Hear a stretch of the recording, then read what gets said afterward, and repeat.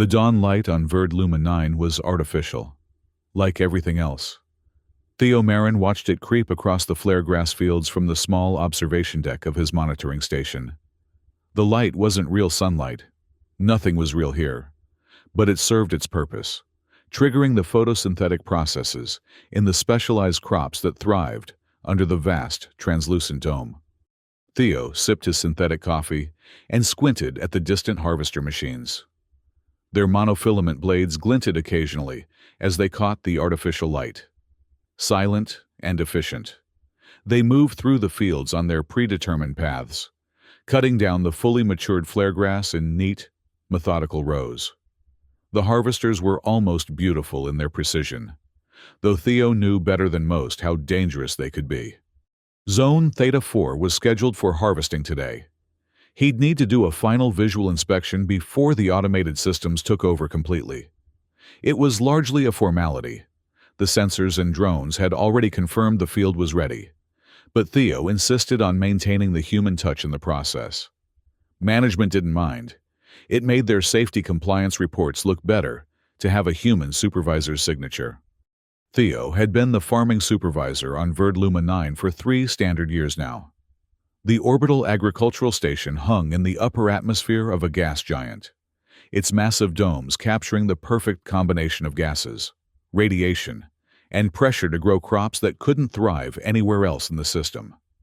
The flare grass was particularly valuable, a specialized grain that produced a compound used in the manufacture of jump drive stabilizers. It grew nowhere else, and the market for it was steady. The isolation suited Theo. After what happened on Europa Station, he'd been happy to take a position where his primary companions were plants and machines.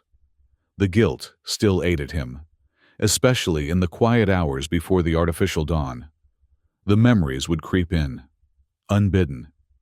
The alarm he'd missed, the seals he should have checked twice, the faces of the 3 technicians who had died because of his negligence. "My fault," he whispered to himself, a mantra that had followed him across the stars. He finished his coffee, set down the mug, and made his way to the small transport vehicle that would take him out to the edge of Theta 4. The rover hummed to life beneath him, its electric motors nearly silent as he guided it along the access path between the fields. The flare grass undulated slightly in the artificial breeze, its pale blue stalks standing almost 2 meters tall, topped with seed heads that glowed with a subtle phosphorescence, the flare that gave the plant its name. In another 12 hours, those seed heads would be processed, the valuable compounds extracted, and the remainder converted to nutrient paste for the station's food synthesizers. Nothing wasted. As Theo approached the edge of Theta 4, he spotted something unusual in his field scanner. A strange ripple in the otherwise uniform pattern of the grass, about 50 meters in from the access path. He frowned, adjusting the scanner's sensitivity. Perhaps it was just a drone malfunction, or maybe a small meteorite had penetrated the outer dome shields again. He brought the rover to a stop and climbed out, activating his comms unit. "Central, this is Marin. I'm seeing an anomaly in Theta 4, grid coordinates 3217, requesting temporary hold on harvester advance in this sector." The response was immediate and emotionless. "Acknowledged. Supervisor Marin. Harvester operations paused in Theta 4. You have 30 minutes before automatic resume." 30 minutes. Standard procedure. If he couldn't identify and resolve the issue by then, the harvesters would continue their work regardless. Efficiency was paramount. Theo made his way into the field, careful not to damage the valuable crop as he moved between the rows. The flare grass brushed against his environmental suit, leaving faint, luminescent traces where the seed heads touched. The anomaly was approximately 40 meters ahead now, according to his scanner. As he drew closer, he saw it. A slight depression in the grass, as if something had fallen there. And there was movement, a subtle twitch in the pattern of the plants. "Central, I'm detecting possible biological activity in the anomaly zone. Continuing approach." "Acknowledged, Supervisor. 25 minutes remaining." Theo moved more cautiously now. Biological activity was rare, but not unheard of. Occasionally, creatures from the gas giant's upper atmosphere would find their way through the dome's maintenance hatches. Usually small, gas-filled organisms that resembled jellyfish. They were harmless, but had to be removed before they contaminated the crop. What he found instead froze him in place. Lying in a small, cleared space among the flare grass was a humanoid figure. Female, from what Theo could tell, though with distinctly non-human features. Her skin was a pale lavender color, with faint, darker patterns tracing across her exposed arms and face. Her hair, or what appeared to be hair, was a deep indigo, hanging in thick, rope-like strands. And she was bound, wrists and ankles secured with what looked like metal restraints. Her body was contorted in a way that suggested she'd been unconscious when placed there. But what struck Theo most was her position, directly in the path of the advancing harvester. Its monofilament blades now frozen just 3 meters away from where she lay. 3 meters, less than 30 seconds at harvester speed. Central, Theo's voice was tight, controlled despite the surge of adrenaline. I have a sentient being in the path of the harvester. Humanoid, female, appears to be restrained, initiating emergency protocols. Acknowledged, supervisor, dispatching security and medical. Maintain position and avoid contact. 19 minutes remaining. 19 minutes. Theo looked at the harvester, then at the bound figure. Security would take at least 15 minutes to arrive. The station was large, and personnel were limited. The harvester would resume before they got here. Override Protocol Alpha 7, Theo said firmly. I'm implementing immediate life-saving measures. Override denied. Supervisor, security protocols require... Theo cut the communication. He'd deal with the reprimand later. Right now, someone's life was at stake. He approached the figure carefully, noting that she appeared to be breathing, but remained unconscious. Her features were delicate, with a slightly elongated structure to her face that wasn't quite human. She appeared young, perhaps the equivalent of early 20s by human standards, though it was hard to be certain with non-terrestrials. The restraints on her wrists and ankles were unlike anything Theo had seen before, a strange, metallic alloy that seemed to pulse faintly with an internal light. They weren't standard detention restraints, which suggested this wasn't an escaped prisoner. Something else was happening here. With careful movements, Theo lifted the unconscious figure and carried her away from the harvester's path. She was surprisingly light, even accounting for the station's reduced gravity. As he moved her, he noticed a thin metal collar around her neck, bearing markings in a script he didn't recognize. A small light on the collar blinked rhythmically. Once they were clear of the harvester's path, Theo laid her gently on the access path beside his rover. He retrieved the emergency medical kit from the vehicle and began a basic assessment. Her vital signs appeared stable, though her body temperature was slightly lower than human norm.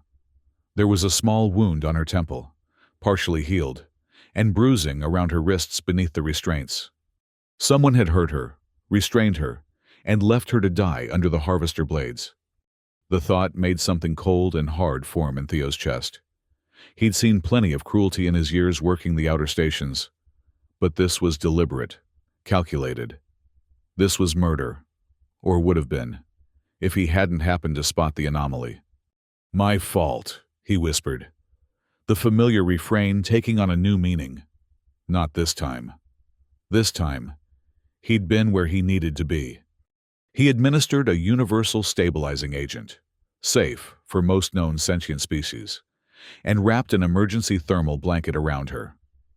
The restraints were beyond his ability to remove in the field, but they didn't appear to be causing immediate harm. The comms unit crackled back to life. Supervisor Marin, security team ETA 12 minutes. Harvester operations resume in 7 minutes. Confirm status. Theo made a decision. Central. I've relocated the individual to safety. The anomaly in Theta 4 has been resolved. Harvester operations can resume on schedule. I'm returning to base with an injured visitor. Have medical prepare for non-human physiology, humanoid type. There was a pause before Central responded. Acknowledged, Supervisor. Security will meet you at base airlock 3. Theo carefully loaded the unconscious figure into the rover's passenger compartment. As he secured her, her eyelids fluttered briefly, revealing eyes with vertical pupils, the irises a startling amber color. Her lips moved, forming a single syllable that Theo couldn't quite catch before she slipped back into unconsciousness. As he drove back toward the base, Theo glanced repeatedly at his unusual passenger. Who was she? Where had she come from? And most importantly, who had left her to die in such a calculated way? The flare grass fields stretched out around them, beautiful and alien, as the harvester resumed its relentless advance, blades spinning where, moments ago, a life had lain. Security was waiting at airlock 3 as promised, 2 officers with hands resting on their sidearms. Theo recognized the senior officer, Carla Vega, a former military type who treated every situation as a potential threat. Supervisor Marin, she said, her tone neutral, but her eyes sharp as they took in the figure in the rover. Quite the discovery you've made. She needs medical attention, Theo said, avoiding the implied question. I found her bound and unconscious in the harvester path. Vega's expression hardened slightly. Intentionally placed there? It appears that way, yes. She nodded, making a note on her tablet. We'll need a full report, and we'll take custody of the individual from here. Something in her tone made Theo hesitate. I'd like to accompany her to medical. I administered emergency stabilizers in the field. They'll need to know the dosage and timing. It wasn't strictly necessary, and from Vega's expression, she knew it. But after a moment, she nodded. Fine, but after medical assessment, we'll need to secure her until we determine who, or what, she is, and how she got onto a restricted agricultural station. Theo nodded, relief washing through him. He couldn't explain the protectiveness he felt toward this stranger, but the thought of her waking up surrounded by security personnel felt wrong. At least in medical, there would be some attempt at comfort and care. The medical bay was small but well-equipped, designed to handle the occasional injuries that occurred among the station's 50-person crew. Dr. Eliza Chen, the station's chief medical officer, was waiting for them. Her experienced eyes, quickly assessing the situation as Theo carried the still unconscious figure inside. Place her on the main diagnostic bed, Dr. Chen directed, already activating the scanning equipment. What can you tell me?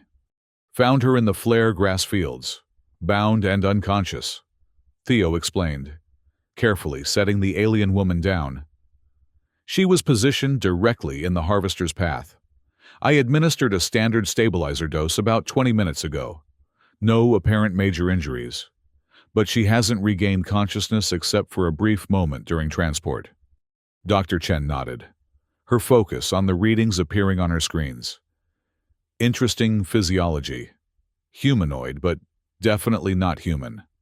Oxygen breather. Carbon-based. Similar enough that our treatments should be effective, but different enough that I'll need to be careful with dosages. She glanced at the restraints. These are unusual, not standard detention equipment. Can you remove them? Theo asked. Dr. Chen examined the restraints more closely. Yes, I believe so. They appear to have a biometric lock, but I can bypass it. She looked up at Theo and Officer Vega. She's stable, but I'll need to run more comprehensive scans. That will take time. Vega nodded. Security will remain posted outside. Marin, you should compile your report while Dr. Chen works. It was a dismissal, but Theo found himself reluctant to leave. I'd like to stay until she wakes up. She might be disoriented, frightened. A familiar face, even one she only saw briefly, might help. Vega looked ready to object, but Dr. Chen intervened. That's not a bad idea, actually. From what I can tell, her neural patterns suggest she'll be regaining consciousness soon, and having someone she's already encountered might reduce stress responses.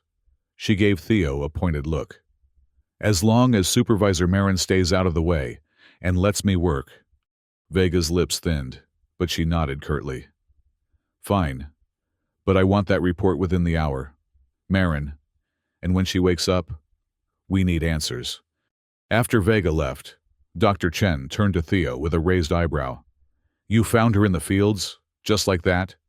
Yes, Theo said, though he knew what she was really asking. Just like that. Dr. Chen held his gaze for a moment, then returned to her work. Help me with these restraints. I need to get proper readings, and they're interfering with the scans. Together, they managed to remove the metallic bonds from the alien woman's wrists and ankles. Up close, Theo could see that the restraints were engraved with the same script as the collar, flowing symbols that seemed to shift slightly when viewed from different angles. Fascinating technology, Dr. Chen murmured, as she set the restraints aside. I've never seen anything quite like it. She attempted to remove the collar as well, but despite appearing similar to the other restraints, it resisted their efforts.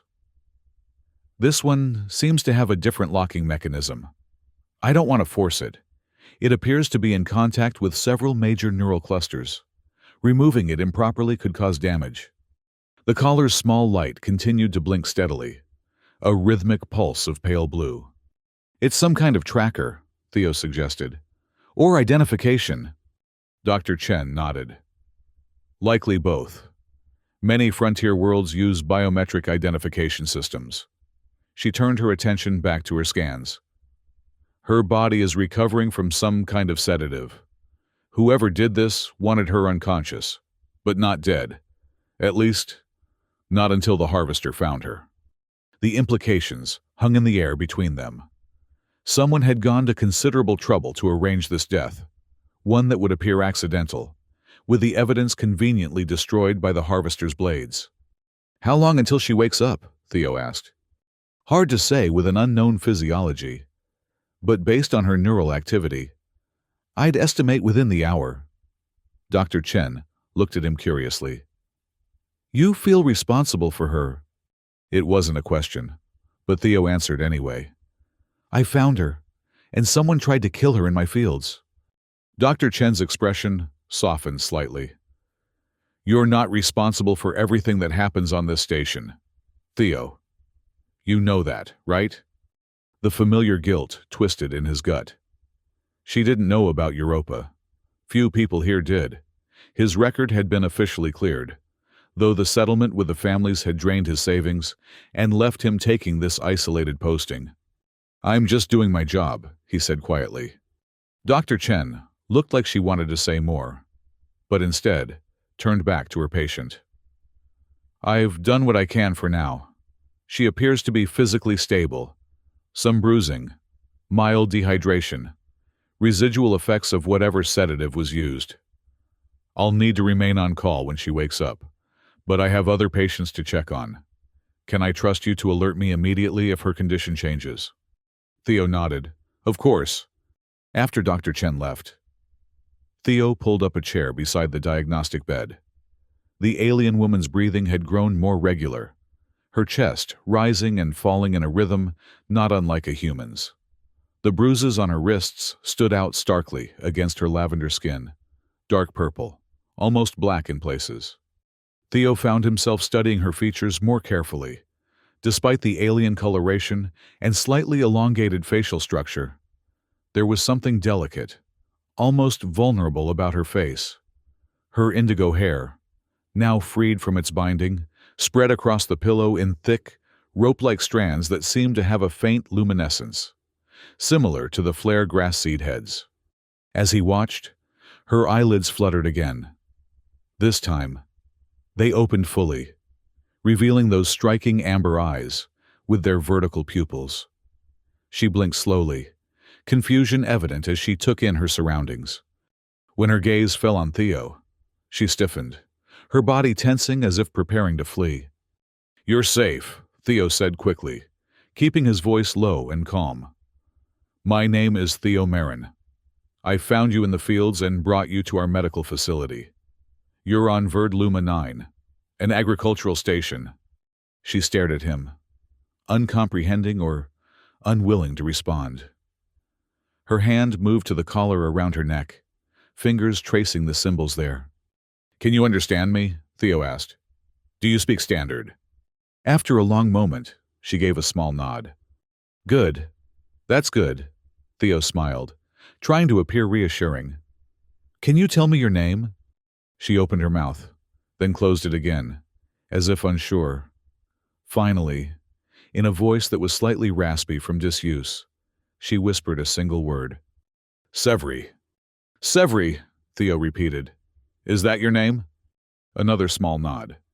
"Do you know how you came to be in our fields? Severi? Who put you there?" At this, a shadow passed over her face. Her hand tightened around the collar, and she turned away from him, curling slightly inward. Theo recognized the signs of trauma and didn't press further.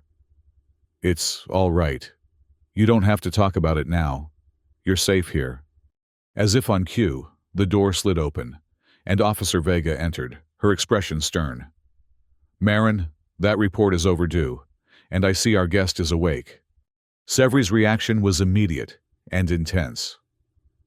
At the sight of the uniformed security officer, she scrambled backward on the bed, a sound somewhere between a whimper and a hiss escaping her lips. "It's okay," Theo said quickly, standing and positioning himself between Severi and Vega. "She's not here to hurt you." Vega's eyes narrowed. "I need to ask her some questions. Marin, step aside." "She's just woken up," Theo argued. "She's confused, frightened. This can wait." "Security protocols can make allowances for medical necessity," came Dr. Chen's voice as she re-entered the room, summoned by the commotion. "Officer Vega, my patient is in no condition for interrogation. Her stress levels are dangerously elevated, which could interfere with her recovery." Vega looked from Dr. Chen to Theo, to the clearly terrified Severi, then sighed. "Fine. She gets 12 hours to recover. Then I need answers. The station director is already asking questions, and I don't have any for him." She fixed Theo with a hard stare. "And I still need that report. Marin, my office, 1 hour." After she left, Dr. Chen approached the bed slowly. "I'm Dr. Chen, the physician who's been treating you. How are you feeling?" Severi remained pressed against the head of the bed, her eyes darting between Theo and Dr. Chen. "It's all right," Theo said gently. "Dr. Chen helped remove your restraints. She's here to help you." Slowly, Severi's posture relaxed, though her hand remained at her collar. She nodded slightly to Dr. Chen, but didn't speak. "I need to check your vitals," Dr. Chen explained, moving slowly as she activated a handheld scanner. "This won't hurt. It just lets me see how your body is doing." Severi watched warily, but allowed the scan. Dr. Chen nodded in satisfaction at the readings. "Much better. Your body is processing the last of the sedative." She looked at Severi directly. "Can you tell me if you're in any pain?" After a moment, Severi shook her head. "Good. Are you thirsty? Hungry?" A slight nod. "I'll arrange for some water and nutrient broth," Dr. Chen said. "Simple things that should be safe for your physiology, while we determine more about your dietary needs." As Dr. Chen moved away to prepare the provisions, Theo remained by the bedside. "The collar," he said quietly. "What is it? Can we help you remove it?" Severi's fingers traced the symbols again, and she spoke softly, her voice still rough. "Identity, tracker. Who put it on you?" Her eyes closed briefly, pain flashing across her features. "Family." The word hung in the air between them, loaded with unspoken meaning. Theo felt that cold hardness in his chest again. Family. The people who should protect you, who instead had bound her and left her to die. Your family left you in the fields? He asked, keeping his voice neutral despite the anger building inside him. Severi nodded once, her eyes downcast. Why? She touched her face, her lavender skin, then gestured to her eyes. Wrong, she whispered. Failed. Before Theo could ask what she meant, Dr. Chen returned with a cup of water and a bowl of clear broth. Let's start with these, she said, helping Severi into a more upright position. Small sips at first. Severi took the water carefully, her slender fingers wrapping around the cup. She sipped cautiously, then more eagerly, as her body recognized its need. I need to file that report, Theo said reluctantly. Will you be all right here with Dr. Chen? Severi looked at him, a flash of what might have been fear crossing her features. But then she glanced at Dr. Chen and gave a small nod. I'll be back soon, Theo promised.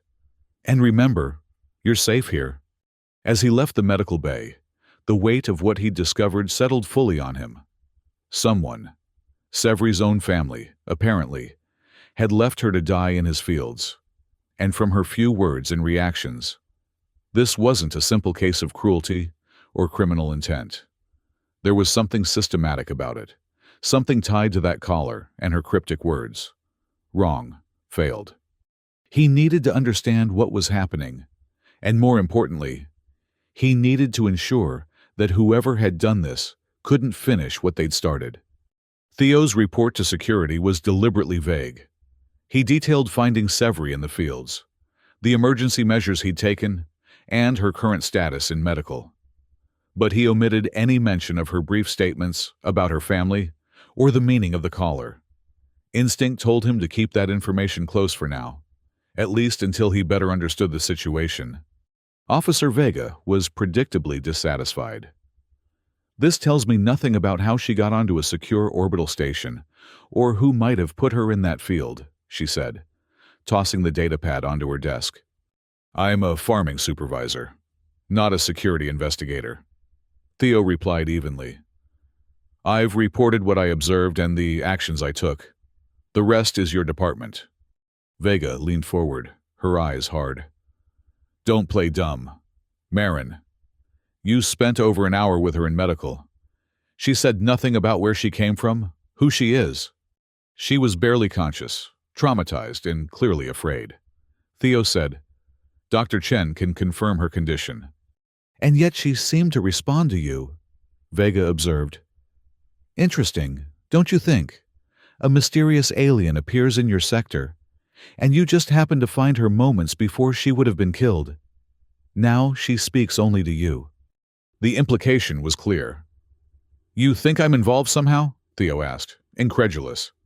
I think it's a remarkable coincidence. Vega sat back. The station director has ordered a full investigation. Until we determine who she is and how she got here, she'll remain under security supervision in the medical bay.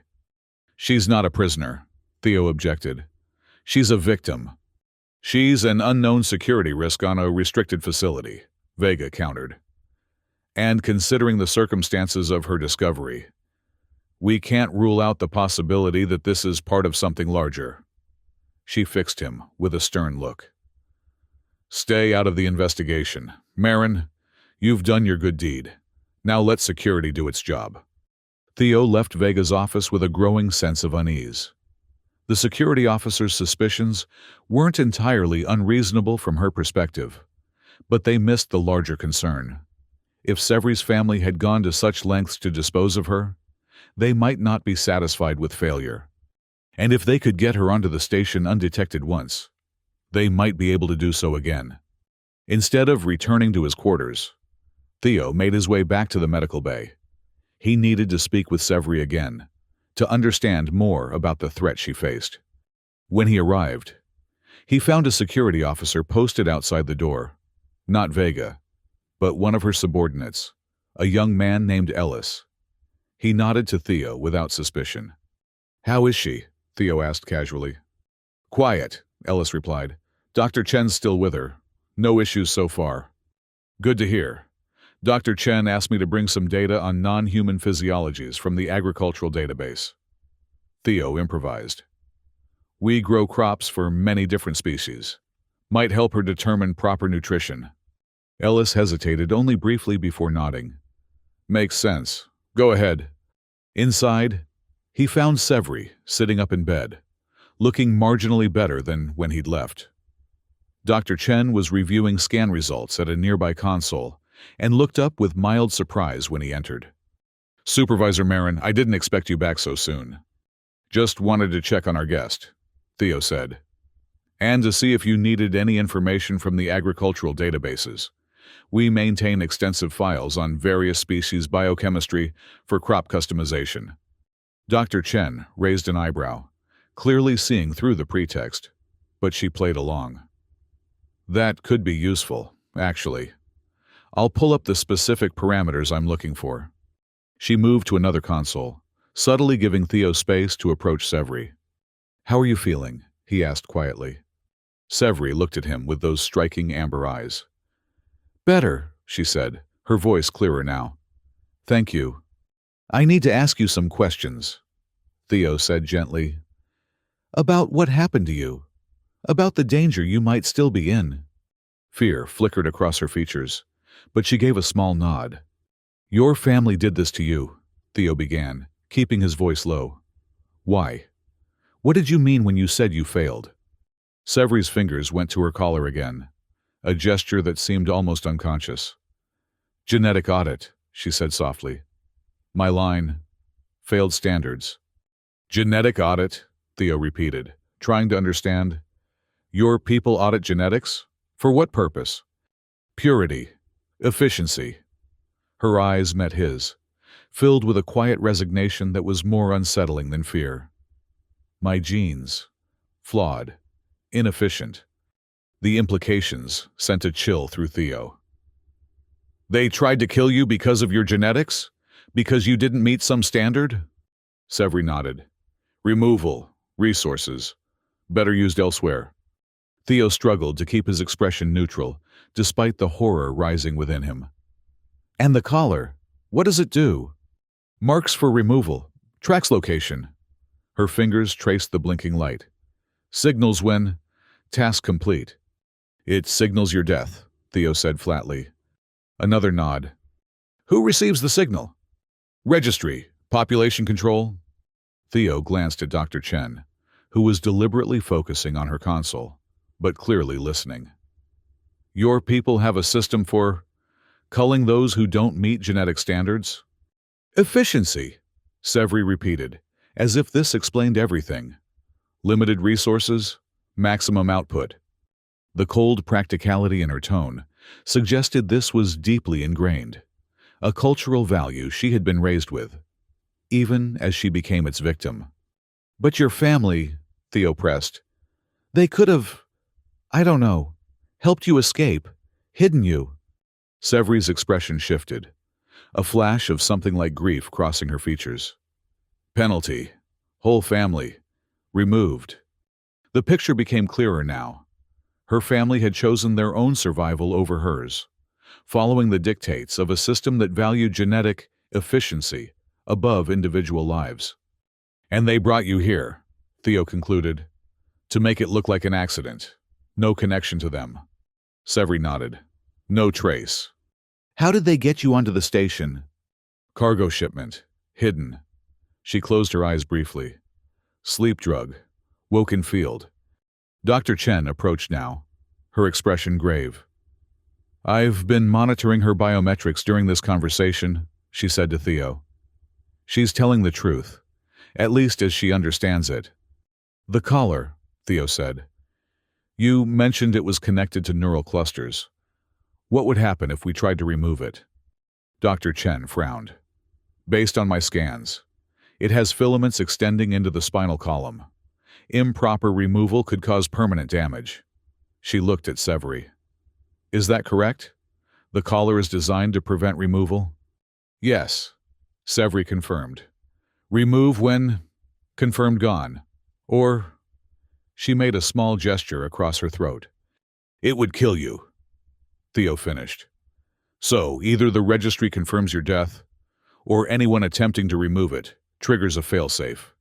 Efficient, Severi said with a trace of bitter irony. Dr. Chen exchanged a look with Theo. This is beyond my expertise. We should report this to— No, Theo interrupted. Not yet. If we report this officially, it becomes a diplomatic incident. The station director will have to notify the relevant authorities, which means Severi's people will be informed. That's standard protocol, Dr. Chen argued. And if her people have representatives in our system? People who could ensure their removal process is completed? Theo challenged. We need to understand more before we put her at further risk. Dr. Chen hesitated, clearly torn between protocol and the evident danger to her patient. What do you suggest? Theo turned to Severi. The registry, the population control system, how do they confirm removal? Signal from caller, Severi explained. Or official verification? And if neither happens? Search team, she said quietly. Find, complete task. The implications were clear. If the caller didn't signal her death, and no official verified her removal, someone would be sent to finish the job. How long? Theo asked. How long before they send someone? Severi's expression was grim. Soon. Signal sent when field harvest complete. Theo felt a chill run through him. The harvest of Theta 4 had been completed hours ago. The clock was already ticking. Dr. Chen looked between them. I can't be part of anything that puts the station at risk, she said firmly. But, she hesitated, then lowered her voice. I can give you 24 hours before I file a complete medical report. After that, I'll have no choice. It was a significant concession from the by-the-book physician. Theo nodded gratefully. Thank you. Don't make me regret it, she warned. And Marin, be careful. Whatever you're thinking of doing. After Dr. Chen left to attend to other patients, Theo sat beside Severi's bed. We need a plan, he said quietly. Is there any way to— I don't know. Falsify the confirmation of your removal? Trick the registry into thinking you're gone? Severi considered this. Registry. Requires data. Genetic sample. Official verification. So, we'd need to provide your genetic data and have someone with authority confirm your removal. Theo frowned. Could we fake it somehow? Difficult, Severi said. Registry has safeguards. They sat in silence for a moment, the magnitude of the problem weighing on them. What would happen? Theo asked slowly. If you simply disappeared? If there was no body, no confirmation, nothing? Search continues, until found. Her eyes met his. Always found. The finality in her voice was chilling. This wasn't just a matter of hiding for a while. Her people were thorough, persistent. They would keep looking until they completed their task. There has to be another option, Theo insisted. Some way to, I don't know, officially declare you non-existent. If there's no record of you, they can't remove someone who doesn't exist, right? Something shifted in Severi's expression, a flicker of possibility. Registry. Can delete records. Rare. Special cases.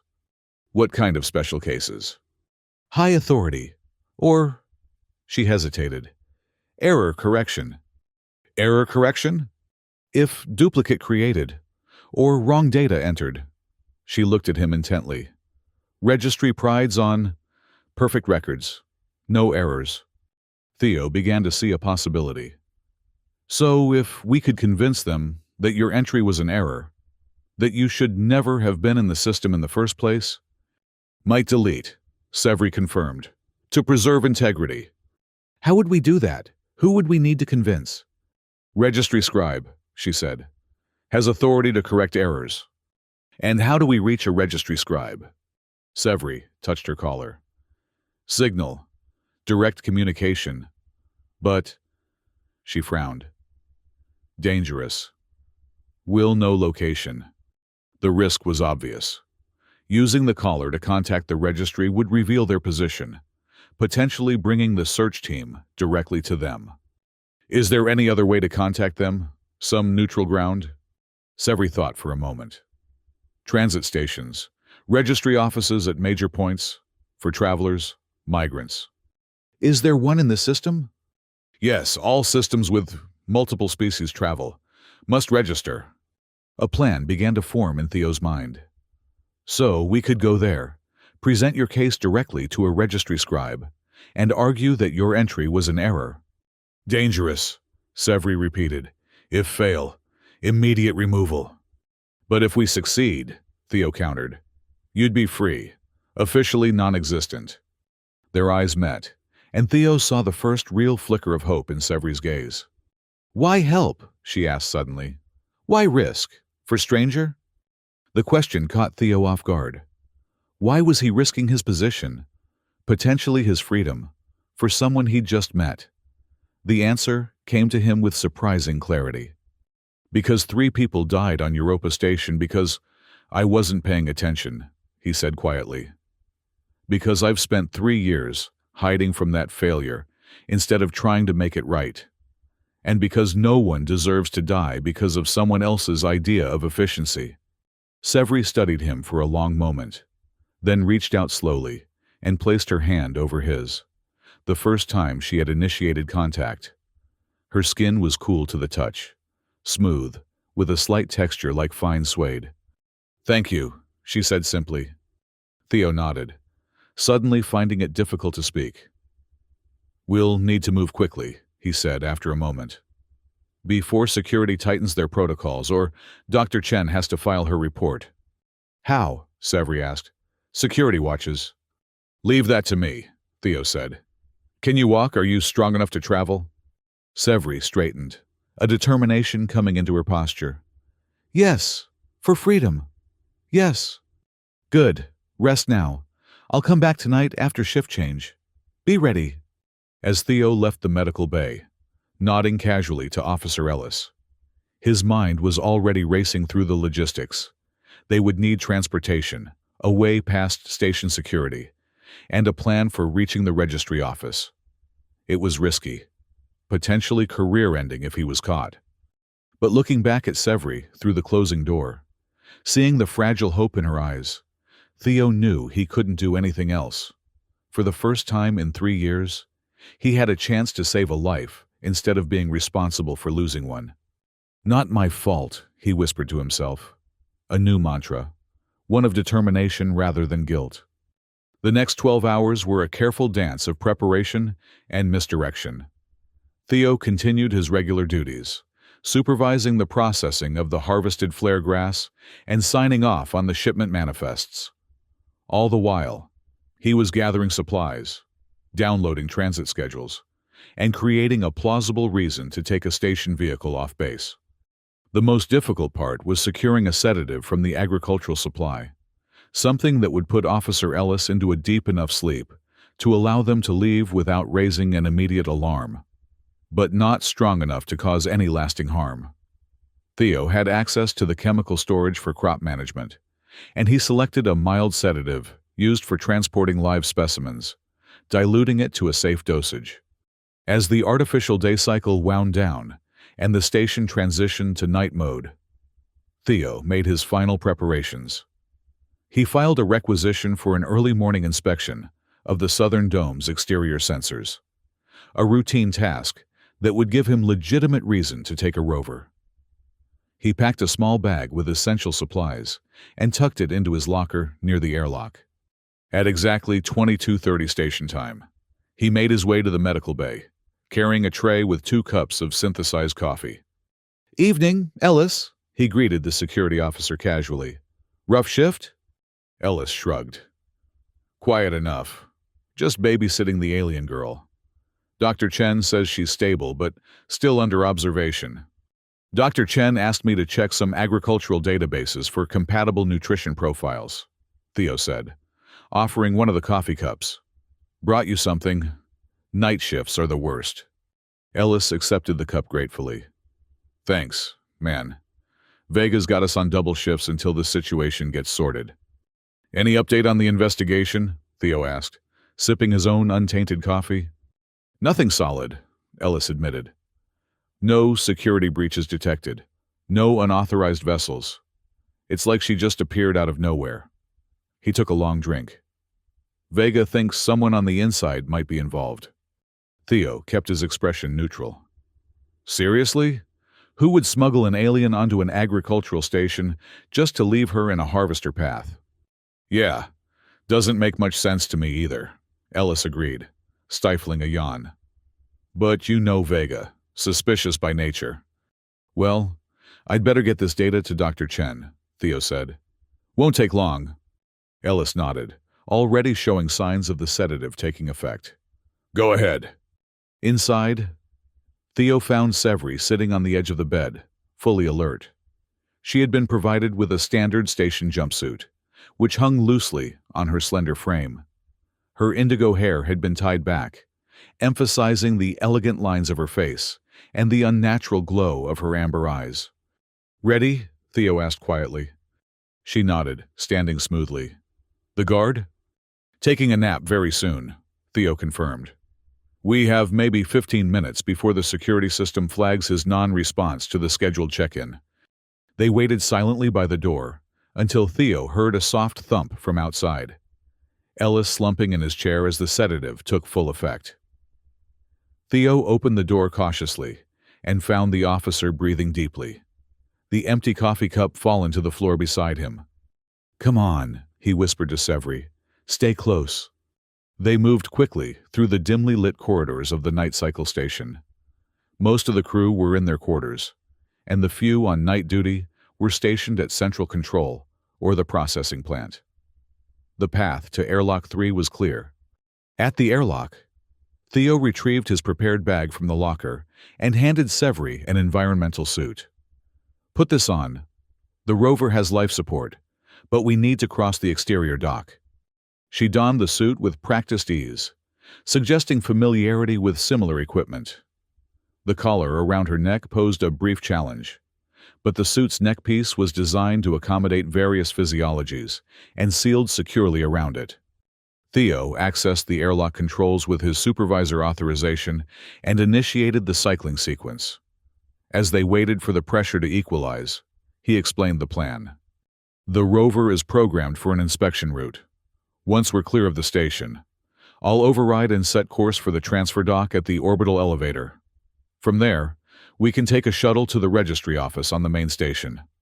How far? Severi asked, her voice slightly distorted through the suit's comm system. About 3 hours to the transfer dock, then another hour by shuttle.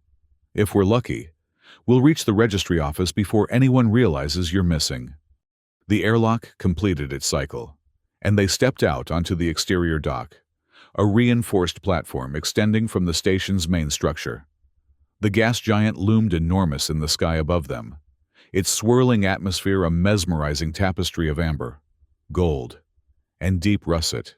Around them, the vast agricultural domes stretched out like massive soap bubbles, their transparent surfaces reflecting the distant starlight. The rover waited at its charging station, a utilitarian vehicle designed for exterior maintenance and inspection. Theo helped Severi inside, then disconnected the charging cable and powered up the systems. Control, this is Supervisor Marin, he said into the comm. Initiating early dome inspection as per filed requisition. Departure from Airlock 3. There was a brief pause before the response came. Acknowledged, Supervisor. Your route is confirmed. Standard inspection protocols apply. The dock's mechanical arms retracted, releasing the rover. Theo guided it smoothly away from the station, following the pre-programmed inspection route until they were well beyond visual range of the main structure. Once clear, he activated the navigation override. Setting new course for Transfer Dock Alpha. Estimated arrival in 3 hours. Severi watched him work, her amber eyes reflecting the glow of the control panel.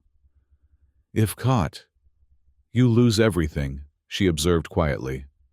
Theo nodded, keeping his focus on the navigation. Probably, at minimum. My position here. Why risk so much? Truth this time. Theo was silent for a long moment, guiding the rover around a maintenance satellite. Finally, he said, "On Europa Station, I was responsible for checking the environmental seals in Section 7. I was distracted. Personal issues. Lack of sleep. I missed a deteriorating seal. 3 technicians died when the section decompressed." He could feel Severi's gaze on him, but he continued. "The investigation cleared me officially, called it a system failure, not personal negligence. But I knew the truth. I could have saved them if I'd been paying attention." He took a breath. "When I found you in that field, inches from the harvester, it felt like a second chance, a chance to save someone instead of failing them." "Redemption," Severi said softly. "Maybe. Or maybe just trying to balance the scales a little." Theo glanced at her. "What about you? Your people's system. You spoke of it as if you accepted its logic, even as it condemned you." Severi was quiet for a time, her gaze turning to the vast gas giant filling the viewport. "My people value efficiency above all. Limited resources, harsh environment. Survival depends on optimal use." Her fingers traced the collar absently. "Children evaluated at maturity. Genome sequenced, compared to ideal. Those who diverge too far are removed, for greater good." "And you diverged," Theo surmised. "Yes. Metabolic inefficiency, higher oxygen requirement, lower energy output." She turned to him, her expression a complex mixture of resignation and defiance. "Waste of resources, by their calculation." "That's barbaric," Theo said. "Logical," Severi countered. "In environment where every breath counted." She hesitated. "But I wanted to live. Is that selfish?" The question caught Theo off guard with its naked vulnerability. "No," he said firmly. "Wanting to live isn't selfish. It's the most basic right of any sentient being." "Even at cost to others?" "There are better solutions than culling people who don't meet some arbitrary standard of efficiency," Theo argued. "Innovation, adaptation, finding new resources. Life finds ways to thrive, not by eliminating variation but by embracing it." Severi considered this, her expression thoughtful. "Perhaps. My people have one answer only. For generations." She looked at him directly. "I never questioned, until my turn came." The honesty was disarming. Theo understood what she was saying, that she had accepted her society's values without question until they were turned against her. It was a profound admission, one that suggested both self-awareness and a willingness to change. "Well, now you get to find your own answers," Theo said, "assuming our plan works." "And if fails?" she asked. "Then we try something else," Theo said firmly. "I'm not giving up on you, Severi." She held his gaze for a long moment, then nodded, a subtle softening in her expression. "Thank you, Theo Marine." They fell into a companionable silence as the rover continued its journey across the vast orbital complex. The agricultural station receded behind them, and ahead, the transfer dock began to appear as a small, bright point against the backdrop of space. As they drew closer, Theo activated the communication system again. "Transfer dock Alpha. This is Verd Luma 9 maintenance rover requesting approach and docking permission. Authorization Marin 7729. The response was immediate. "Verd Luma rover, this is Transfer dock Alpha. Transmit your manifest and purpose." "Transmitting now," Theo said, sending the falsified documents he'd prepared. "Escorting specialized agricultural consultant to main station for supply coordination." There was a pause as the dock systems processed the information. "Manifest received. Proceed to docking bay 4. Theo guided the rover toward the designated bay, the massive structure of the transfer dock growing larger in their viewport. Unlike the agricultural station with its delicate domes, The transfer dock was a utilitarian complex of metal and composite materials, a hub connecting the various orbital facilities through shuttles and the massive space elevator that extended down to the moon below. As they approached the docking bay, Theo turned to Severy. "Once we're inside, we'll need to move quickly. The dock security is minimal, mostly automated systems, but we want to reach the shuttle bay before anyone has a chance to look too closely at our documentation." "The collar," Severy reminded him. "We'll signal our location more precisely once inside. Registry may already know." "Then we'd better be ready for anything," Theo said grimly. "Stay close to me and follow my lead." The rover docked smoothly in Bay 4, the mechanical arms securing it in place as the bay repressurized. Once the green indicator light showed a stable environment, they removed their environmental suits and prepared to disembark. "Remember," Theo said, "you're an agricultural consultant. If anyone asks, we're headed to the main station to coordinate specialty crop shipments." Severy nodded, composing her features into a neutral expression that revealed nothing of the fear she must be feeling. They exited the rover and made their way through the docking area, passing automated cargo loaders and the occasional maintenance worker who paid them little attention. The transfer dock operated with minimal human oversight, relying on advanced AI systems to manage the flow of goods and people between the orbital facilities. They had almost reached the shuttle bay when a soft chime sounded from Severy's collar. The small light that had been blinking steadily now pulsed more rapidly, shifting from blue to a pale violet. "What does that mean?" Theo asked urgently. "Detection," Severy whispered, her expression tightening. "Registry knows location." "How long do we have?" "Not long, minutes, perhaps." They quickened their pace, entering the shuttle bay just as a public announcement echoed through the facility. "Attention all personnel and travelers. Security Protocol Delta 7 is now in effect. All departures are temporarily suspended, pending security verification. Please stand by for further instructions." Theo cursed under his breath.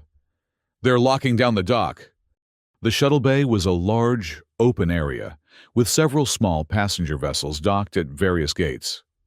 A handful of travelers waited in the seating area, looking confused by the sudden security announcement. 2 dock security officers had appeared at the main entrance, checking identification as people entered or left. "We need a diversion," Theo muttered, scanning the area. His eyes fell on the environmental control panel near one of the maintenance access points. There, he led Severy to a secluded corner behind a cargo container. "Wait here. When the alarms sound, head for Shuttle 3. It's the express to the main station. I'll meet you there." Before she could object, Theo moved casually toward the environmental panel, pulling a small tool from his pocket, a universal access device used for agricultural system maintenance. He waited until the security officers were distracted with a particularly argumentative traveler, then quickly connected the device to the panel. With a few deft commands, he triggered an environmental alert in a distant section of the dock. Nothing dangerous, just a simulated pressure variance that would draw security's attention. Almost immediately, alarms began to sound in another section, and the security officer's comms activated. After a brief exchange, one of them hurried off toward the source of the alert, while the other remained at his post, though now clearly distracted. Theo made his way back around the cargo containers and found Severy waiting anxiously. "Now," he whispered, "Shuttle 3. Act natural but move quickly." They walked briskly across the shuttle bay, Theo nodding casually to the remaining security officer as they passed. The officer glanced at them, but was preoccupied with coordinating responses to the environmental alert. Shuttle 3 stood ready at its gate, the boarding process temporarily suspended due to the security protocol. The gate attendant was speaking with concerned passengers, explaining the delay. "We need to get on that shuttle," Theo said quietly. "Follow my lead." He approached the attendant with a confident stride. "Excuse me, we have priority agricultural clearance," he said, presenting his supervisor credentials. Time-sensitive biological samples for the main station research facility. The attendant looked uncertain. I'm sorry, sir, but the security protocol... Check authorization code Epsilon 9, Theo interrupted smoothly. Agricultural priorities override standard security protocols for biologically sensitive materials. It was a real protocol, though rarely used and certainly not applicable to their situation. The attendant hesitated, then checked her system. I see the protocol, sir, but I'm not sure it applies during a Delta 7. Call your supervisor if you need to, Theo said firmly. But these samples degrade rapidly. The research facility is expecting them within the hour. His confidence paid off. The attendant, clearly not wanting to take responsibility for delaying important agricultural research, nodded reluctantly. Very well, sir. You and your colleague can board, but you'll need to remain in the shuttle until the security protocol is lifted. Understood, Theo said. Thank you for your assistance. They boarded the shuttle quickly, finding seats near the back of the small vessel. Through the viewport, they could see more security officers entering the shuttle bay, conducting more thorough checks of waiting passengers. That was close, Theo murmured. Severi nodded, her attention on her collar, which continued to pulse with that violet light. They know we're here, she said softly. At the dock. Not which shuttle. Once we're away, we'll have a small window of opportunity before they track us to the main station. Theo said. The registry office is in the administrative sector. We'll need to move quickly once we arrive. The minutes dragged by as they waited for the security protocol to be lifted. Other passengers gradually boarded the shuttle, looking annoyed at the delay. Finally, after what seemed like hours but was perhaps 30 minutes, the shuttle systems activated. Attention passengers, came the automated announcement. Security protocol Delta 7 has been resolved. We will now resume normal operations. Shuttle departure to main station in 5 minutes. Please secure all personal items. Theo exchanged a glance with Severi. Ready? She nodded, her expression resolute despite the fear evident in her eyes. For freedom, yes.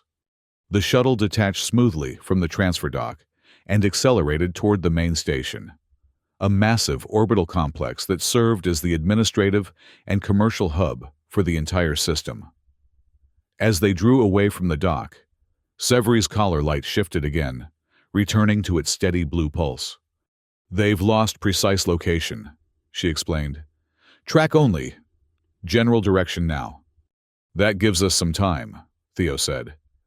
Once we reach the registry office, what exactly do we need to do? How do we convince them to delete your record? Severi touched the collar thoughtfully.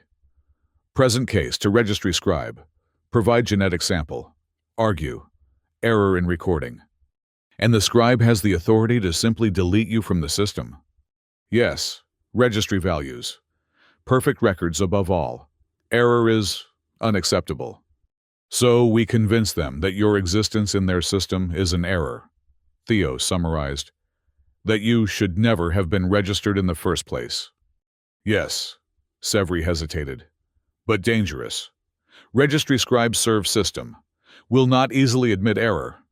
Then we'll have to be very convincing, Theo said grimly. The shuttle journey passed in tense silence. Through the viewport, the main station grew from a distant structure to a sprawling complex of interconnected modules, habitat rings, and docking arrays. Unlike the specialized agricultural station or the utilitarian transfer dock, the main station was a city in space, home to thousands of permanent residents and tens of thousands of transients. As they docked at one of the numerous shuttle bays, Theo reviewed their plan one final time. We head directly to the administrative sector, find the registry office, and request an immediate audience with a scribe. We present your case as an urgent correction of a critical error. If they ask, I'm an agricultural consultant who discovered the error during a routine genetic analysis for crop compatibility. Severi nodded, her slender fingers adjusting the collar nervously. "If fail." "We won't fail," Theo said firmly. "And if things get complicated, I have a backup plan." He didn't, actually, but the confidence in his voice seemed to reassure her. They disembarked with the other passengers, merging into the flow of people moving through the main concourse of the shuttle terminal.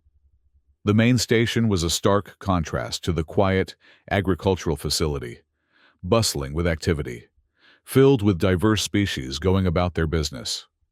Advertisements floated on holographic displays, shops and food vendors lined the walkways, and security drones hovered discreetly above the crowds. Theo consulted a public directory, locating the administrative sector several levels up from their current position. "This way," he said, guiding Severi toward a bank of elevators. As they waited for an elevator, Severi suddenly stiffened beside him. "There," she whispered, her gaze fixed on a point across the concourse. Theo followed her line of sight and saw a tall, slender figure moving purposefully through the crowd. The individual wore a form-fitting gray uniform with insignia that Theo didn't recognize. But from Severi's reaction, the meaning was clear. "Registry agent," she confirmed, her voice barely audible. "Searcher." The agent hadn't spotted them yet, but was methodically scanning the crowd, occasionally consulting a device that Theo presumed was tracking the signal from Severi's collar. "The elevator," Theo urged as the doors opened. "Quickly." They stepped inside, along with several other travelers. Theo positioned himself to block Severi from view of the concourse as the doors closed. Just before they did, he caught a glimpse of the agent's head turning in their direction, a flash of recognition crossing their features. "They've seen us," Theo said quietly, as the elevator began to ascend. Severi's expression tightened, but she remained composed. "Registry office," she said. "Only chance now." The elevator stopped at several levels, passengers getting on and off. Each time the doors opened, Theo tensed, expecting to see the agent, but they reached the administrative level without incident and stepped out into a quieter, more austere environment. The administrative sector was designed for efficiency rather than comfort. Clean lines, muted colors, and a notable absence of the commercial activity that filled the main concourse. Signs directed visitors to various bureaus and offices, and uniformed staff moved purposefully between departments. "This way," Theo said, following the directory indicators toward the Registry of Populations. They had just turned a corner when Severi suddenly pulled Theo into a recessed doorway. "Wait," she whispered. A moment later, two figures in the same gray uniforms passed by, walking briskly in the direction they had been heading. "More searchers," Severi explained once they had passed. "Coming from registry office? They're setting up a perimeter," Theo realized, "covering the approaches." "Yes, know we come here?" Theo considered their options. "Is there another way to reach a registry scribe? A back entrance or alternative office?" Severi thought for a moment, then nodded slowly. "Registry scribes have private terminals. For special cases. More discreet." "Where would we find one of those?" "Upper levels. Diplomatic sector," she pointed upward. "Less security, more discretion."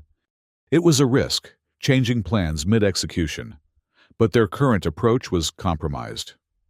"All right, the diplomatic sector it is." They backtracked to a different bank of elevators, taking care to avoid the routes where they had spotted the searchers. The diplomatic sector was 3 levels above the administrative zone, reserved for official representatives of various worlds and systems. As they ascended, Severi's collar chimed again, the light pulsing more rapidly. "Signal strength increasing," she said tensely. "They narrow search." "We're almost there," Theo reassured her, though his own anxiety was mounting. The diplomatic sector was markedly different from the administrative zone, more elegant, with subtle displays of various cultural aesthetics integrated into the architecture. Security was present, but unobtrusive, focused more on verification than intimidation. Where do we find a private scribe terminal? Theo asked, as they moved through the quieter corridors. Severi's gaze swept the area, then fixed on a discreet marking beside a door at the end of a side passage. There, registry consultation chamber. They approached cautiously. The door bore no obvious label, only a small symbol that matched one of the markings on Severi's collar. A scanner panel glowed softly beside it. "Will it recognize you?" Theo asked. "Yes. Collar serves as identification." Severi touched the scanner hesitantly, and the panel flashed green. The door slid open silently. Inside was a small, austere room with a single console and 2 chairs. The walls were a muted gray, without decoration or windows. It felt like a space designed specifically to focus attention on the business at hand, without distraction. The console activated as they entered, a holographic interface materializing above it. Text in the same flowing script as on Severi's collar appeared, followed by a translation in Standard. "Registry consultation terminal active. Please state nature of inquiry." Severi approached the console, her movements suddenly more formal, as if following a well-practiced protocol. "Request audience with registry scribe. Matter of record correction, highest priority." The console processed this for a moment, then responded, "Identity verification required." Without hesitation, Severi placed her palm on the scanner surface of the console. The collar around her neck pulsed rapidly, and the console emitted a soft tone. "Identity confirmed. Severi Linen. Status marked for removal. Processing request." Theo tensed at the clinical confirmation of her status, but Severi remained composed, her focus entirely on the console. After a moment, the holographic display shifted, and a figure appeared, a humanoid with features similar to Severi's, but with a more severe aspect. The scribe wore formal attire in the same gray as the searchers' uniforms, with additional insignia that suggested higher rank. "This is an unusual request. Severi Linon," the scribe said, their voice precisely modulated. "Your status is clear. Why do you seek audience?" "Record correction," Severi stated firmly. "Registration error." The scribe's expression remained neutral. "Explain." "My genetic profile was incorrectly assessed," Severi said, her voice stronger and more articulate than Theo had yet heard it. "The metabolic inefficiency identified in my genome is not a failure of Standard, but an adaptation to non-standard environmental conditions." The scribe's eyes narrowed slightly. "Your family submitted your profile according to protocol. The assessment was verified by 3 independent analysts. The analysts applied standard environmental parameters." Severi countered. "My genome expresses adaptation to high oxygen, low-pressure environments. When assessed under those parameters, efficiency metrics are within acceptable ranges." It was a sophisticated argument, and Theo realized that Severi had been preparing for this moment. Perhaps had been preparing for it since she first understood her fate. The scribe consulted something outside the holographic field. "Your family made no such claim during your assessment." "They were unaware," Severi said. "The adaptation is rare, documented in only 0.3% of our population, primarily in lineages with historical connection to the orbital habitats of the third moon." Theo watched in silent admiration as Severi presented her case. Whether her claims were true or improvised, she delivered them with conviction and a precision that seemed to give the scribe pause. "This is irregular," the scribe said finally. "You are already marked for removal. The process has been initiated, which is why immediate correction is essential." Severi pressed, "to maintain the integrity of registry records." The scribe studied her for a long moment. "You are not alone," they observed, their gaze shifting to Theo. "Who is this?" Theo stepped forward. "Theo Marin, agricultural supervisor from Verd Luma 9. I discovered Severi during a routine field inspection and identified the genetic adaptation during crop compatibility analysis. A human agricultural worker claims to have identified a genetic adaptation that our specialists missed? The skepticism in the scribe's voice was evident. The flare grass we cultivate thrives in precisely the environmental conditions that Severi's genome is adapted for, Theo explained, improvising rapidly. The markers are unmistakable to anyone familiar with high-oxygen adaptive botany. It was technical-sounding nonsense, but delivered with enough confidence to at least sow doubt. The scribe's expression remained impassive. This matter requires verification. Submit genetic sample for reassessment. A small compartment opened in the console. Severi placed her hand inside without hesitation, and Theo heard a soft hiss as the system extracted a sample. Analysis will require time, the scribe stated. You will remain here until… No, Severi interrupted, her voice firm. The registry prides itself on accuracy. An error of this magnitude compromises the entire system. If verification confirms adaptation, what does that suggest about other assessments? How many have been incorrectly marked for removal due to misapplied environmental parameters? It was a bold challenge, appealing directly to the registry's obsession with perfect records and procedures. The scribe's composure faltered slightly. Are you suggesting systematic error in our assessments? I am suggesting that my case reveals a potential blind spot, Severi said carefully. One that the registry would surely wish to address discreetly. The implication hung in the air, that acknowledging and correcting this single error would be far less damaging to the registry's reputation than admitting to a potential systemic issue. The scribe was silent for several long moments, their expression unreadable. Finally, they spoke. The options are limited. Verification would require extensive analysis and potentially raise questions about assessment protocols. Or, Severi suggested, the record could be corrected through deletion. No error to explain if the entry does not exist. Another long silence. Deletion is extreme, reserved for cases of genuine error. Is this not such a case? Severi challenged. A life marked for removal based on incomplete analysis. The tension in the small room was palpable as the scribe considered the argument. Theo held his breath, aware that their lives might depend on the next word spoken. Finally, the scribe made a gesture that caused new text to appear in the holographic display. Registry integrity is paramount.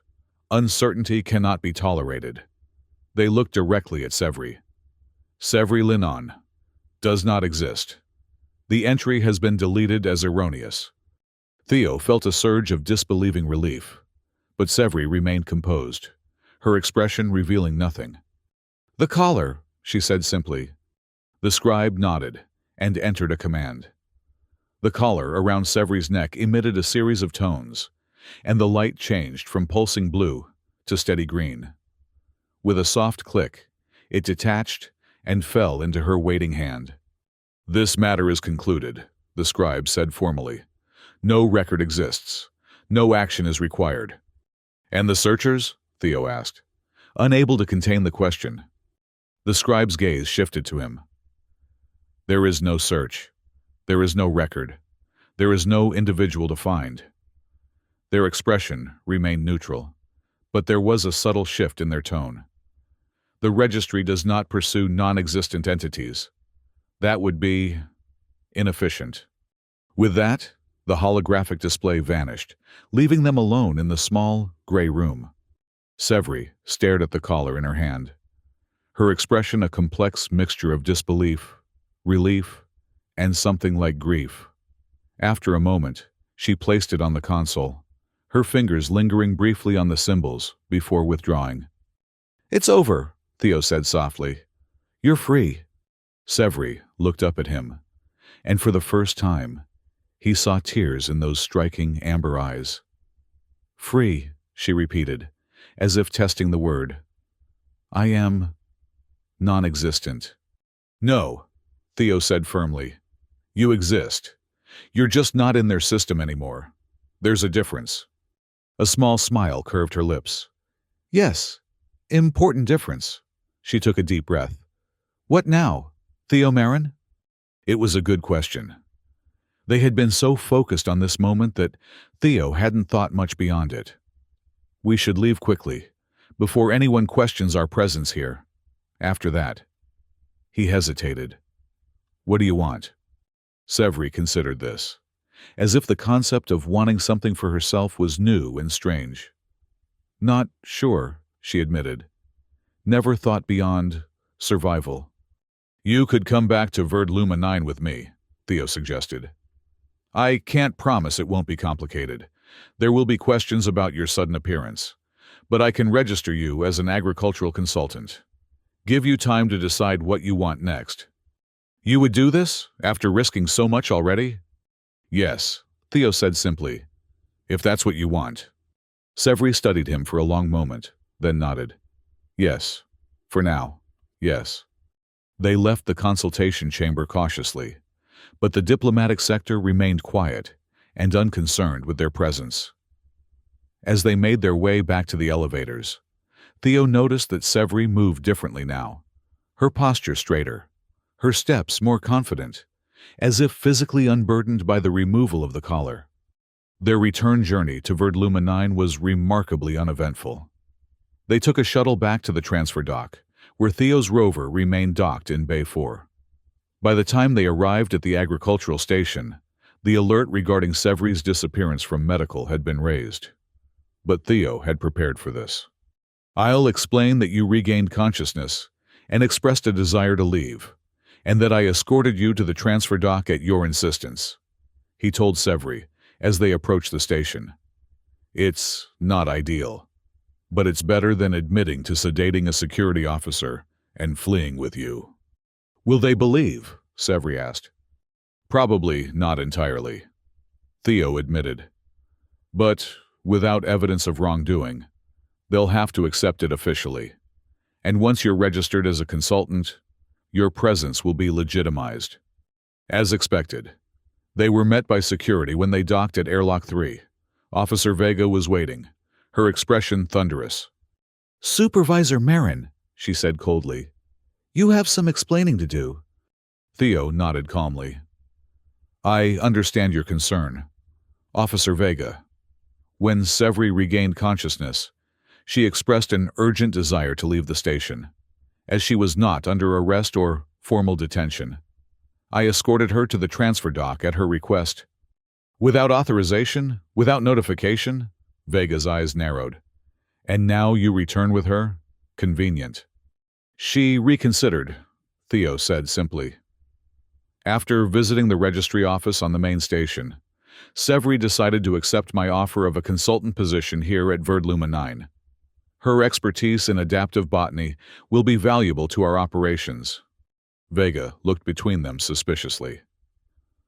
Dr. Chen reported that her patient was missing, along with evidence of a sedative being administered to Officer Ellis. I can't speak to that, Theo said, maintaining his composure. Perhaps the medical sedatives in her system had unexpected side effects. As for our departure, I filed the appropriate requisition for the rover. Check the logs. It was a tenuous explanation at best, but without clear evidence of wrongdoing. Vega was limited in her options. After a tense moment, she stepped back.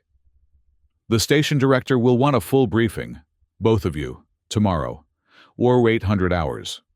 We'll be there, Theo agreed. As they walked away from the airlock, Severi glanced at him. She doesn't believe. No, Theo admitted. But she can't prove anything.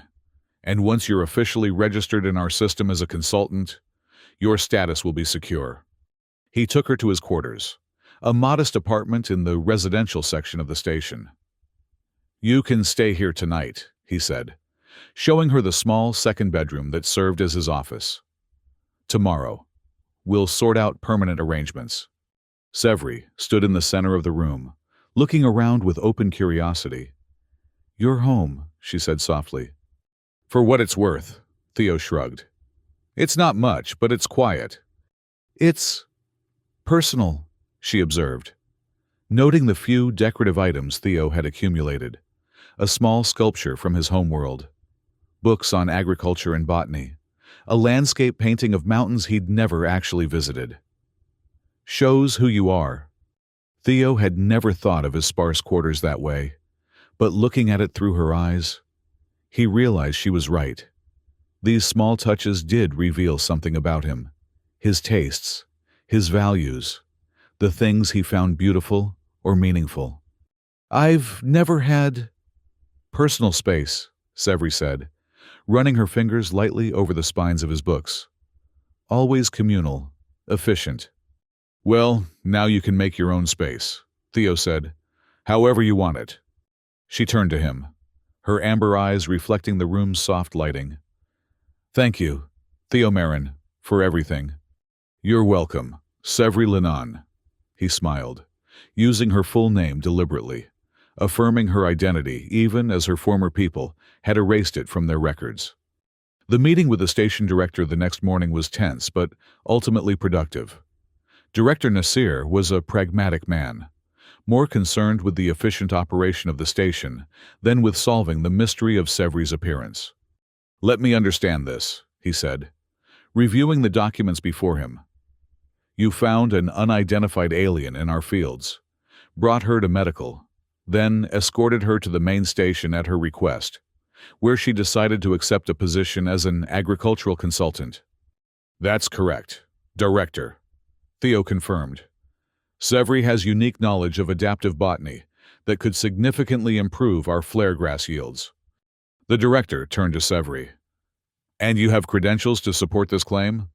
Severi met his gaze steadily. My people do not issue credentials as you understand them, but I can demonstrate my knowledge. Allow me access to your growth data and genetic profiles. I will show improvements within one growth cycle. Her confidence seemed to impress the director. After a moment's consideration, he nodded. Very well. I'm approving a provisional consultant contract, renewable based on demonstrated results. He fixed Theo with a stern look. Supervisor Marin will be responsible for you. Any issues, and both of you will face consequences. Understood? They both nodded. Good. The director signed the digital document. Welcome to Verdluma 9, Consultant Linan. I expect results. As they left the director's office, Theo felt a weight lift from his shoulders. Severi was officially registered in the station system now, her existence acknowledged and legitimized. It wasn't perfect, but it was a start. So, he said as they walked toward the Agricultural Control Center, ready to show them what you can do? Severi's lips curved in a small smile. Yes, not just show, improve. She glanced at him. Your flare grass, inefficient design, too much energy to seed production, not enough to compound generation. I can fix. Theo raised an eyebrow.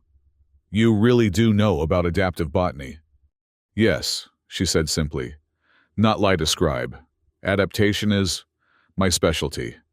Over the following weeks, Severi proved her worth beyond question.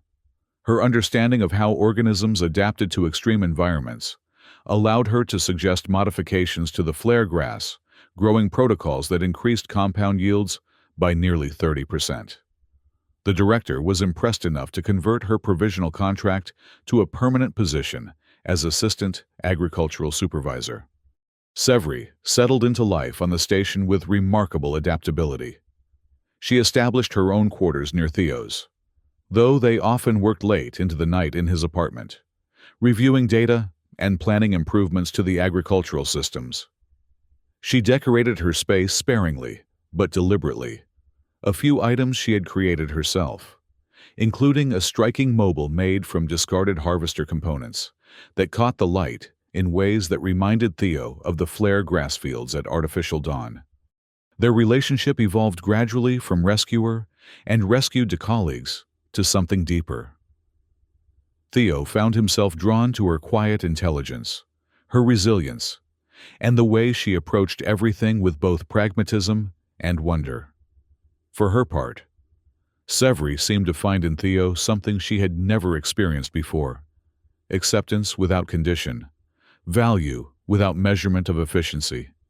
3 months after her arrival on Verdluma 9, they sat together on a maintenance platform overlooking a newly planted field of flare grass, the first crop grown entirely according to Severi's modified protocols.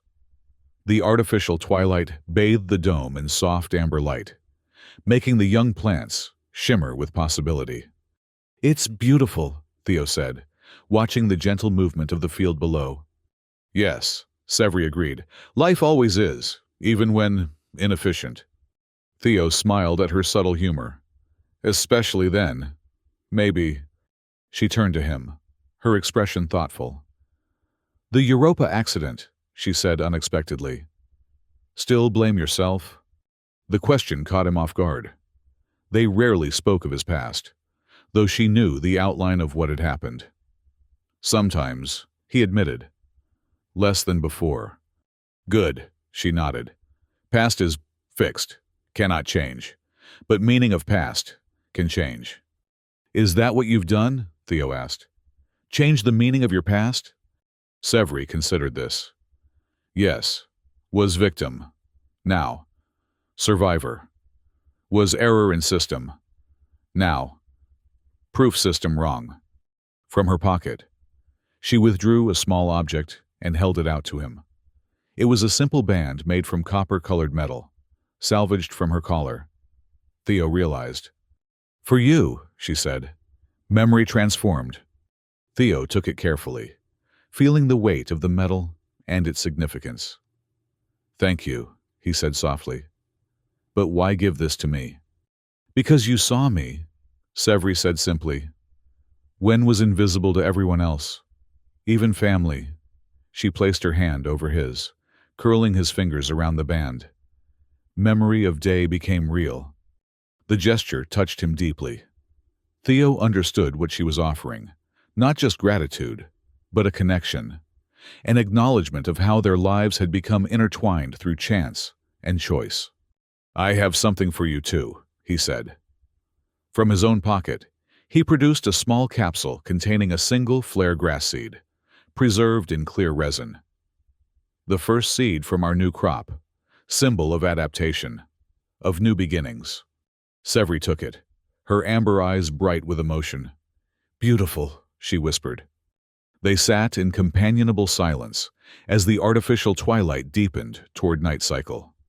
Below them, the young flare grass shimmered with potential. Each plant, a testament to resilience and adaptation. Theo slipped the copper band onto his wrist, feeling its smooth weight. "What happens next?" he asked. "For you, I mean, now that you've proven your value here, you could go anywhere, do anything."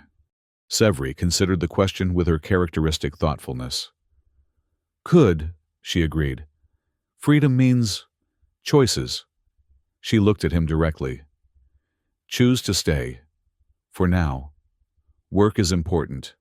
And—" she hesitated. "You are here." The simple statement contained volumes.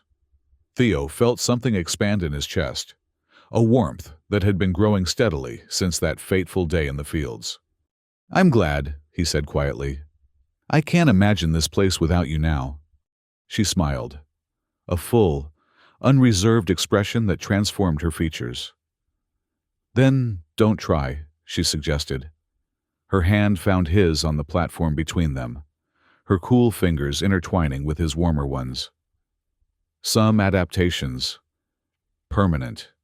As they watched the first stars become visible through the translucent dome, Theo reflected on the strange path that had brought them here. A missed inspection, a family's terrible choice, a harvester's paused blades, moments that could have ended in tragedy, but instead led to this quiet, profound connection. "My fault," he whispered, the old mantra taking on a new meaning as he looked at their joined hands. In finding Severi, in choosing to help her, he had finally found a way forward from the guilt that had defined him for so long. Severi seemed to understand the significance of the words. She squeezed his hand gently. No, she corrected. Our choice. Above them, the gas giant's swirling atmosphere painted the dome with soft hues of amber and gold, a reminder of the beautiful, dangerous world that surrounded their fragile sanctuary.